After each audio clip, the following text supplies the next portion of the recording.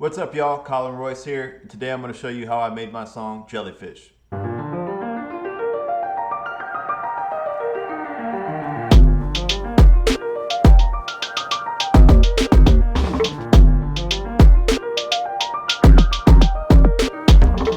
Alright, so first thing to do is start with like the main part of the song, which is, of course, the piano. So it sounds like this.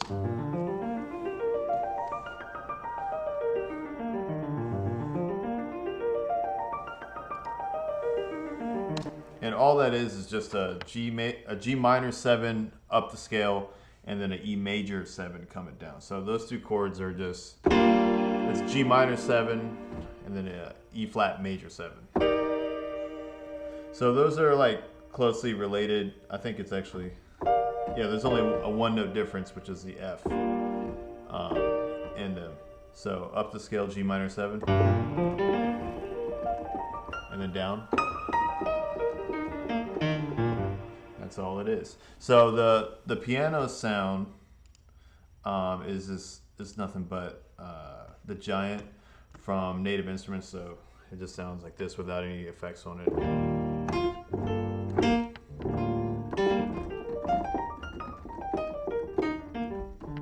So that's all it is.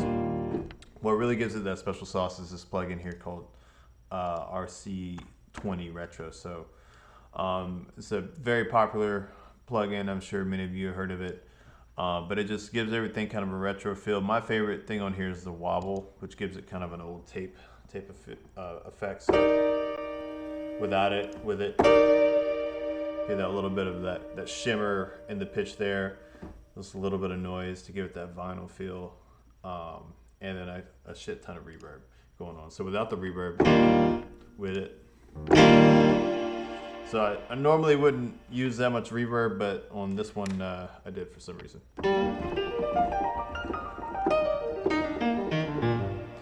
And that's the piano. So then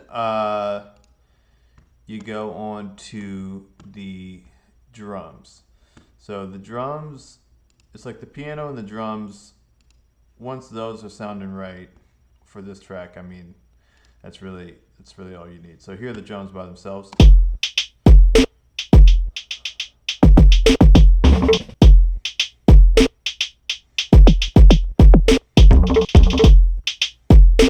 That's all it is. So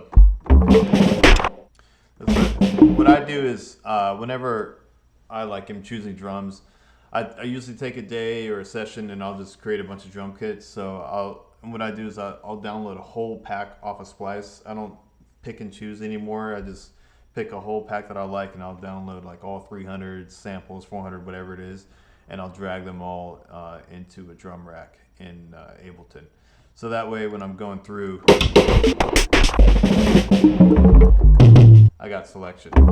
And like usually if you pick a pack and you choose them all together, those are sounds that kind of work already together. So when you're composing the song, it's easier to find sounds that just mesh together. So that's what happened on this. So only thing really of note on the drums here is some people ask about this sound here, and that's something I normally would never put in a drum pattern, but this wasn't even supposed to be like really a real song. It was just kind of like an experimental beat for a video that I was doing. So it made its way into it, but after listening to it a lot, it kind of seemed like it's an important ear-catching part of the song. So if you listen, you can hear this closely. Right there. And it does it 2 times right here. And that's pretty much it for the drums. So then, of course, everybody's favorite, the 808. Where would we be without the 808?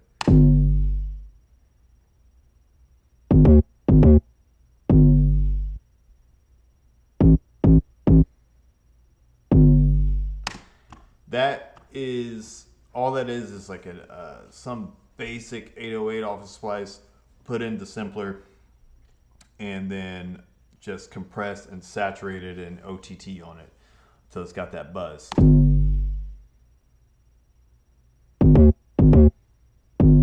So I can't really tell you what plugins I put on it because obviously I bounced it down here to audio. I think I may have used about 15 or 20 plugins on it to try to get that that kind of sound.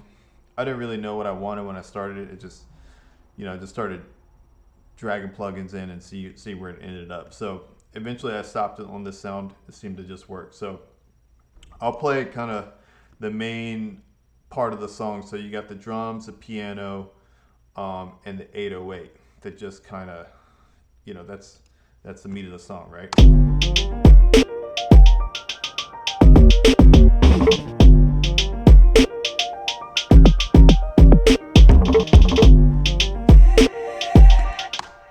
And then we come to the next part, which is this.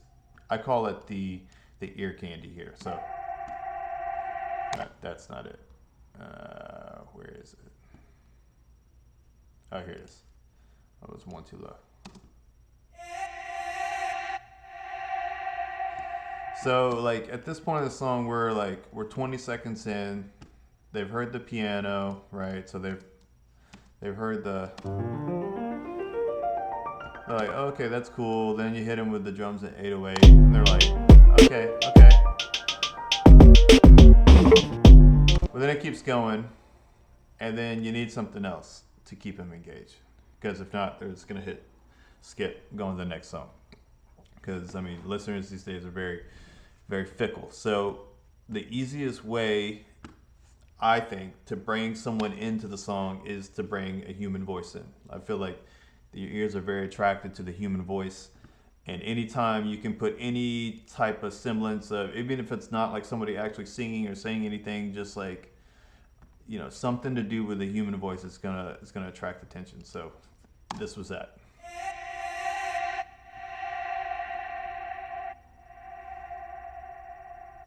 All that is a sample off of Splice with too much reverb, and then this plugin here called Kickstart, which I'm sure you've probably heard of, and that's just a sidechain plugin. So without it, it sounds like this. I think it already has sidechain on it a little bit, but I'd probably just hit it again. Always using Kickstart whenever you want to give something that's kind of long and kind of just blah. You want to give it some movement, some excitement. Put the Kickstart on it. So that's it for kind of the bones of the song, and then kind of the fun part where I think it really kind of takes off are these vocal chops here.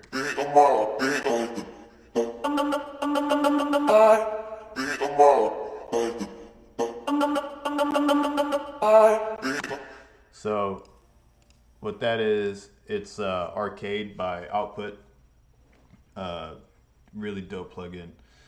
Just if you don't know what to do on a song, you get stuck, you need something from somewhere, you don't know how you're gonna find it, go to Arcade and just start clicking buttons till something happens. So the samples by themselves sound like this.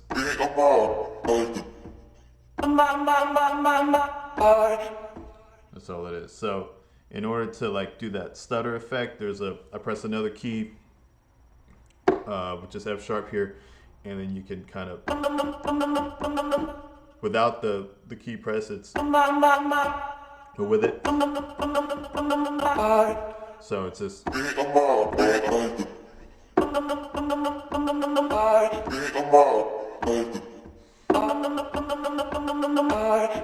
all it is. So everything together like this.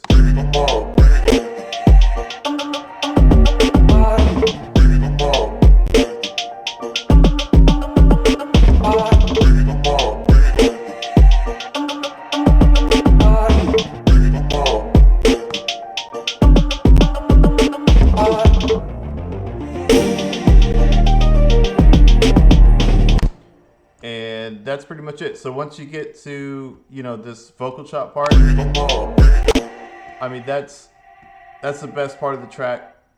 And for me, it was like, once you get that part, it's all about how do we build everything around that to bring the listener back to that specific moment again later in the song and have it hit even harder than it did the first time. Because once you get like that moment, it, you know, it's